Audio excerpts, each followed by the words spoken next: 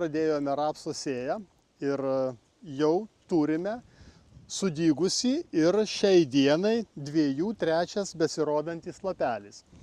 Ir norime iš tikrųjų visiems priminti apie toliau atliekamus darbus, kur labai dažnai padarome klaidų, pradėdami reguliuoti rapsų augimą. Ir kai pasakome, kad reikia anksčiau tą atlikti, kad augalas būtų lengviau reguliuojamas, daug kas skeptiškai pradeda žiūrėti, kadangi dar sako, nėra ant ko purkšti. Čia matome, kad jau reiškia pabiras jau nusipurškėme, jos jau suveikusios ir pirma banga jau yra panaikinta. Bet kai yra 2 tikrieji lapeliai, ką mes dabar matome, ir 3 pradeda rodytis, tai iš tikrųjų jau laikas, čia netgi jau 3 lapeliai, čia 2, ir jis atrodo nedidukas, bet pats laikas yra atlikti pirmą purškimą kaip augimo reguliavimą, kadangi tuo metu mes pristabdome kaklelio tįsimą ir neleidžiame rapsui bėgti sparčiai į viršų. Tai tas purškimas visą laiką rekomenduojame rinktis fungicidinį augimo reguliatorių, kadangi su fungicidu purškiant mes atliekame dvejopą darbą. Sureguliuojame aukštį, kad augalas nebėgtų sparčiai į viršų, o kartu atliekame ir apsaugą nuo ligų. Kartu prie to pirmo purškimo rekomenduojame taip pat pridėti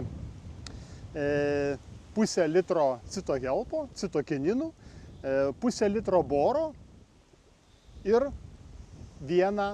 iki 1 litro fosforo mūsų rekomenduojamo ir turimo jau visiems plačiai gerai žinomo 5 MPK, 575 tokios tai sudėties.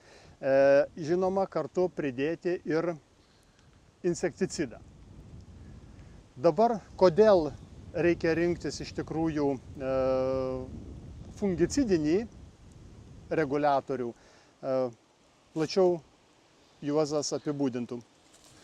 Tai dabar dėl tų ligų plitimo iš tikrųjų reikėtų atlikti vertinimo lauke ir, ką mes pastebim, praktiškai ant skilčialapių jau yra ligos pasirodę.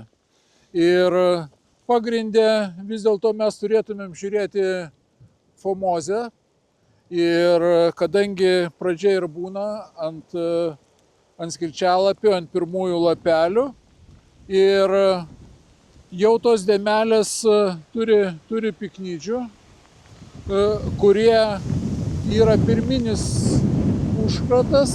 Dar kiek tai laiko paėjus, aišku, tie piknydžiai subręs ir dabar yra prognozė lietaus ir tiesiog lietaus lašai piknydžius permes ant kitų gretimų augalų, ant aukštesnių lapų ir fomozė taip pradeda plisti. Šiuo metu, aišku, plinta ir netikroji miltligė, nes yra pakankamai drėgmės, rasa naktį, bet deja tie fungicidai, kurie naudojami reguliavimui, jie nėra efektyvūs nuo netikrosios miltligės. Bet turint galvoj fomozę, tai tikrai visi fungicidai, kurie yra rekomenduojami kaip augimo reguliatoriai, jie tikrai turi gerą efektyvumą ir neleidžia fomozei toliau plisti, įaugti į stiebą ir tokiu būdu sukelti sausąjį puvinį augalo. Už tai ir rekomenduotume, reiškia, pradžioje tokiam tarpsnį, esant 2 tikriesiams lapeliams, besirodant 3, šiuo metu panaudoti tebukonazolo veikliąją medžiagą ir taip pat priminti tuo pačiu, kad visai neužilgo atsiradus 4-5 lapeliams reikėtų visą tai kartoti ir jau tada turėsime purkšti su metkonazolu. Tai artinas kaip produktą nuo pusę litro iki 0,7, vėl taip pat pridedant litrą fosforo, litrą boro, ir insekticido tiesiog klausimėlis priklausomai nuo orų, kokios temperatūros vyraus. Tad tuos darbus reikia tikrai atlikti labai laiku ir tiesiog atlikti purškimą ne tada, kai jau rapsas pradeda dengti žemės paviršių ir naudoti reguliatorius, o būtent dabar, kaip ir rekomenduojame, nes tai yra labai svarbu. Kadangi kai jau pradeda dengti žemės paviršių, tai sureguliuoti su fungicidiniais augimo reguliatoriais praktiškai neįmanoma, jis bėga toliau. Taip pat ir ligų kontrolė, kaip ką tik Juozas minėjo, fomozės yra daug efektyvesnis ir geresnis kontroliavimas, kai pradedam naudoti iš anksto. Sustabdome plitimą ir augalas žiemą galėtų sutikti sveikas ir stiprus.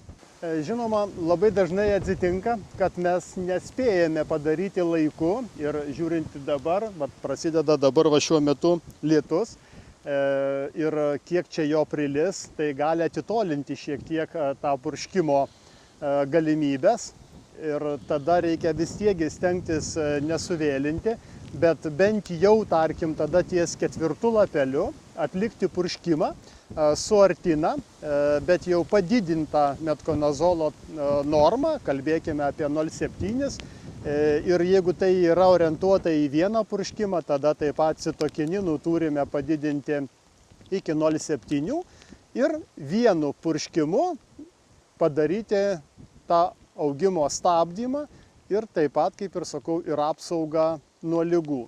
Tai pasikartojant, vėluojantiems, kurie nespėjo atlikti laiku, arba nori atlikti tiesiog per vieną purškimą, kuris nėra antiek efektyvus ir geras, kaip skirstant per 2, tai galima, kaip ir sakau, artina 0,7 esant 4-5 lapeliams, citogelpo nuo pusė iki 0,7, fosforo 1,5 litro, boro litrą ir, aišku, insekticidą.